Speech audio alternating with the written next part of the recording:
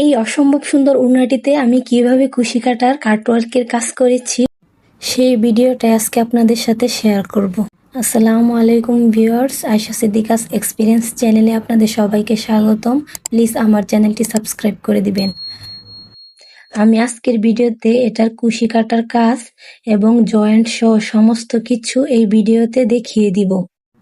তো এই কাজটি করার জন্য এখানে আমি দুই ধরনের সুতাই ব্যবহার করেছি। একটা হচ্ছে গুটি সুতা, একটা হচ্ছে 9 তারের সুতা। আপনারা চাইলে যে কোনো একটা দিয়েই করতে পারেন। এবং এখানে আমি 12 নম্বর সাইজের কাটা নিয়েছি।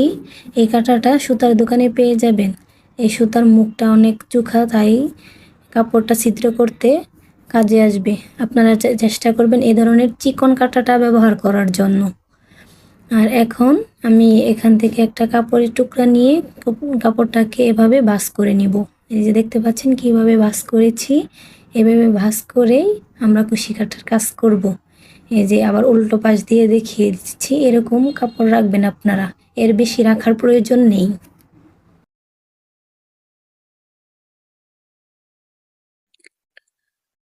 কাজটি শুরু করার জন্য আমি সুতা নিয়ে নিয়েছি এবং একটা স্লিপ নট করে নিব।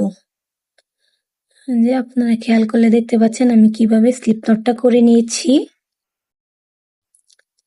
স্লিপ নটটা করার পর এই যে আমরা কাপড়টা যে ভাঁজ করেছিলাম সেই কাপড়ের মাঝখান থেকে কাজ করা স্টার্ট করব। দেখতে পাচ্ছেন আমি মাঝখানে এই যে সুইটা ঢুকিয়ে অপর প্রান্ত দিয়ে বের করে একটা ছিদ্র করে নিয়েছি। এই যে খেয়াল করলে দেখতে পাবেন এরকম কিভাবে কতটুকু জায়গা নিয়েছি দেখতে পাচ্ছেন।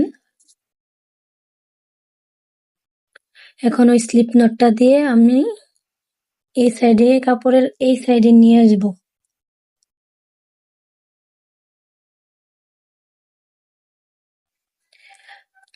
এর পরবর্তীতে এখানে একটা চেইন করব। একটা চেইন করে নিয়েছি। এই যে এখানে আমি আরো কয়েকটি চেইন করে নিব। এই যে কয়টি করছি গুনে দেখিয়ে দিচ্ছি। এই যে 1 2 3 4। এই যে এখানে আমি মোট 4টি চেইন নিয়ে নিয়েছি। 4টি চেইন সমপরিমাণ জায়গা কাপড়টি খালি রেখে পরবর্তীতে এখানে একটি সিঙ্গেল ক্রোচেট করে দিব। এই যে আমি একটা সিঙ্গেল ক্রোচেট করে নিয়েছি। এভাবে পরবর্তীতে আবার আমরা 4টা চেইন করব। 2 3 4। 4টা চেইন করে আবার সমপরিমাণ জায়গা গ্যাপ রেখে পরবর্তীতে আবার সিঙ্গেল ক্রোচেট করে আটকিয়ে নিব। এই যে আটকে নিলাম। এখন আবার 4টি চেইন করব। 1 2 3 4। 4টি চেইন করে আবার সমপরিমাণ জায়গা গ্যাপ রেখে আবার একটি সিঙ্গেল ক্রোচেট দিয়ে এটাকে আটকে নিব। এই যে এভাবে আটকে নিলাম। এভাবে করেই আবার 4টা চেইন নিব।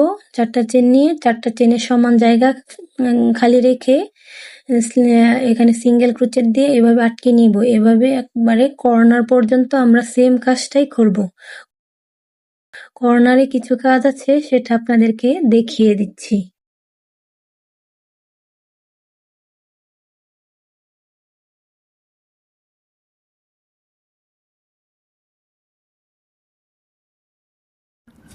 এই যে এখানে কাজ করতে করতে আমরা একবারে কর্নারে চলে এসেছি। এই কর্নারে এখানে একটা কোণা তৈরি করতে হবে। আর এই কোণাটা কিভাবে তৈরি করব আপনারা লক্ষ্য করলেই দেখতে পাবেন। আমি এখানে সবার শেষে লেসটুকু করে নিয়ে একবারে কর্নারে চলে এসে 4টা চেইন করব। 4টা চেইন করে সেম গ্যাপেই আবার একটা সিঙ্গেল ক্রোচেট করে আটকে নিব। এই যে আটকে নিয়েছি।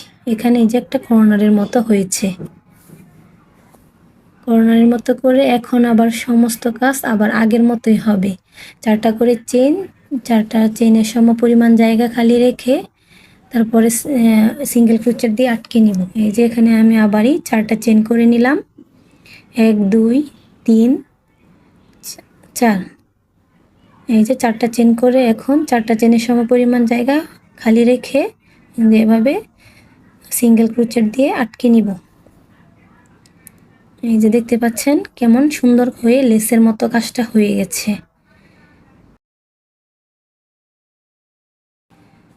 এই যে আমি এই পরিমাণ লেস দিয়ে একবারে কর্নার পর্যন্ত একবার মাঝখানে চলে আসব। মাঝখানে চলে আসার পর এই যে এরকম দেখা যাবে,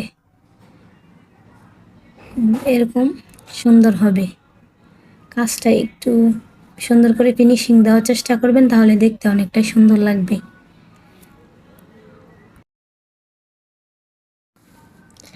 এভাবে লেসের কাজটা করার পর আমাদের কাজ শুরু করতে হবে জয়েন্টের কাজটা আমি পরবর্তী ভিডিওতে দেখিয়ে দিব।